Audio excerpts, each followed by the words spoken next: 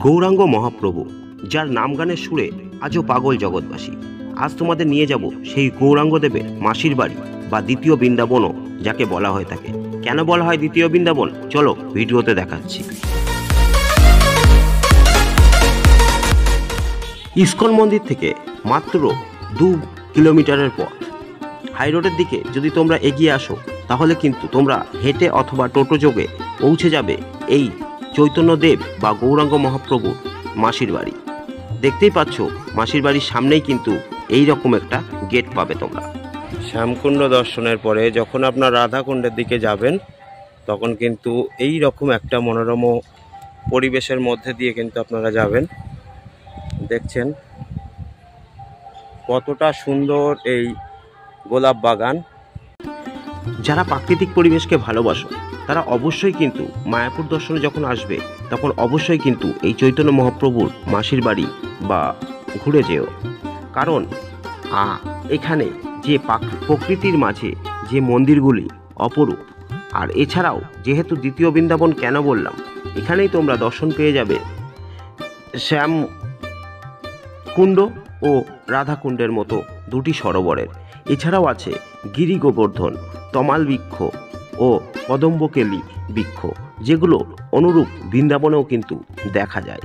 যে কারণেই একে দ্বিতীয় বৃন্দাবনও অনেকে বলে থাকেন। কারণ এখানে এলে তার কিছুটা বৃন্দাবনের আমেজ তো অবশ্যই তোমরা পাবে। যে কারণেই কিন্তু এটিকে চৈতন্য মহাপ্রভুর মাসির বাড়ি অথবা দ্বিতীয় বৃন্দাবনও বলা হয়। চলো আগে ভিডিওতে তোমাদের সেগুলো সবই দর্শন করাবো আমি। প্রথমেই দর্শন সেরে নাও এই ষড়ভুজ গৌরাঙ্গ মহাপ্রভুর মূর্তিটি। এটিকে ষড়ভুজ কেন বলা হয়েছে, দেখতে পাচ্ছ এখানে কিন্তু এই গৌরাঙ্গ মহাপ্রভুর মূর্তিটি অনেকটা কৃষ্ণের আদলে কিন্তু নির্মিত এবং এই মূর্তিটির 4টি নয় 6টি হাত কিন্তু রয়েছে। যে কারণে এইটিকে গৌরাঙ্গ মহাপ্রভুর ষড়ভুজ প্রতিকৃতিও বলা হয়ে থাকে। তো মাসির বাড়িতে তোমরা যখন আসবে অবশ্যই কিন্তু গৌরাঙ্গদেবের এই মূর্তিটি দর্শন করো। অপরূপ নয়নাভিরাম দৃশ্য, সেটা তোমরা এই সামনে দাঁড়িয়ে না দেখলে বুঝতে পারবে না। তো দেখতে থাকো, আরও আমি সামনে নিয়ে যাচ্ছি।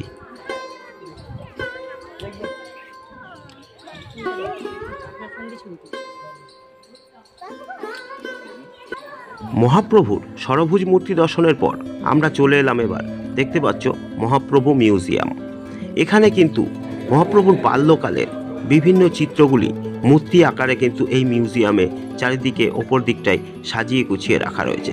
তোমরা অবশ্যই কিন্তু এই মিউজিয়ামটি দর্শন করবে। এছাড়াও আরেকটি মিউজিয়াম আছে যেখানে ক্যামেরা অ্যালাউ নেই বলে তোমাদেরকে আমি দেখাতে পারলাম না। এই জন্যে এই মিউজিয়ামটা আমি তোমাদেরকে মোটামুটি একটা আইডিয়া দিয়ে রাখলাম। মহাপ্রভুর মাসির বাড়িতে যখন তোমরা আসবে তখন অবশ্যই কিন্তু দর্শন করে নিও এই মিউজিয়ামগুলি। কারণ এই মিউজিয়ামগুলি দেখলে চৈতন্যদেবের জীবনী সম্বন্ধে এবং সেই সময়কার বিভিন্ন লীলা খেলার দৃশ্যগুলি কিন্তু এই মিউজিয়ামে সুন্দরভাবে বর্ণিত। যে কারণে এই মিউজিয়ামগুলি খুবই গুরুত্বপূর্ণ আগত তীর্থযাত্রী বা দর্শনার্থীদের জন্য। তাই তোমরা কিন্তু কোনো ক্রমেই এই মিউজিয়ামগুলোকে মিস করো না। আর তোমরা যখন মিউজিয়াম দর্শন করবে তার পাশেই কিন্তু পেয়ে যাবে এই তমাল বৃক্ষ, যাকে দেখে অনেকটা তোমাদের বৃন্দাবনের আস্বাদ নেওয়া হয়ে যাবে। দেখতে পাচ্ছ তমাল বৃক্ষটি এখানকার কত সুন্দরভাবে বাঁধিয়ে সুন্দরভাবে রাখা রয়েছে। কারণ বৃন্দাবনকে অনুকরণ করেই কিন্তু এই চৈতন্য মঠ বা চৈতন্যদেবের মাসির বাড়িকে অনেকটা সাজানো। তারই কিছু দৃশ্য সামনে আমি তোমাদের আরও দেখাবো। তোমরা সাথে থাকো, ভিডিওটা স্কিপ করো না, তাহলে বুঝতে পারবে না। তমাল বৃক্ষের পাশেই কিন্তু তোমরা পেয়ে যাবে এই কেলি কদম্ব বৃক্ষ, যেটিও বৃন্দাবনের অনুরূপ। বৃন্দাবনকে যেভাবে সাজানো রয়েছে ঠিক মায়াপুরের চৈতন্য মঠেও কিন্তু একইভাবে এই কেলি কদম্ব বৃক্ষকেও কিন্তু রাখা রয়েছে। এটা শুনলাম প্রাচীনকালে বৃন্দাবন থেকেই নিয়ে আসা হয়েছিল এই গাছগুলিকে, এবং তাদের স্থান হয় এই চৈতন্য মঠ। আর এই কারণেই এখানে কিন্তু একটা কৃত্রিম গিরি গোবর্ধন পর্বত নির্মাণ করা হয়েছে, যেটিকেও তোমাদের দর্শন করাবো। এগুলি কিন্তু সব তোমরা এই চৈতন্য মঠের ভেতরে পাশাপাশি পেয়ে যাবে। চলো তাহলে এগিয়ে যাই।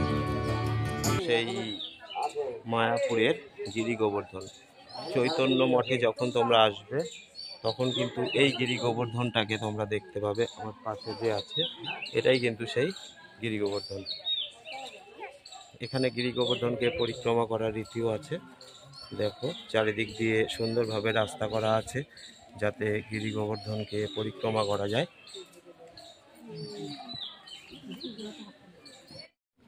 আর এরই মাঝে তোমাদের দর্শন হয়ে যাবে শিল প্রভুপাদের ভজন কুঠির।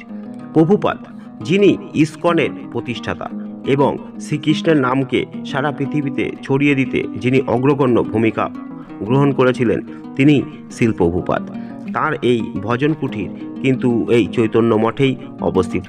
সেটিকেও তোমরা দর্শন করে নিতে পারবে একই সাথে। তোমরা চৈতন্য মঠে যখন আসবে হাতে কিছুটা সময় নিয়ে এসো, কারণ এই জায়গাটা অনেকটা বড় এবং প্রাকৃতিক পরিবেশটা খুবই সুন্দর, তাই কিছুটা সময় কাটাতে তোমাদের ইচ্ছা করবে, যে কারণে একটু সময় নিয়ে এসো। তো আজকের ভিডিও আর বেশি বড় করব না। এছাড়াও তোমাদের এখানে দুটো জিনিস আরও দর্শন করতে পারবে, যেটা শ্যামকুণ্ড ও রাধাকুণ্ড। তো চলে আসো তোমরা লাইভ এসে দর্শন করো। আজকের ভিডিও এখানেই শেষ করছি। সবাই ভালো থেকো, সুস্থ থেকো। দেখা হবে অন্য কোনো দিন।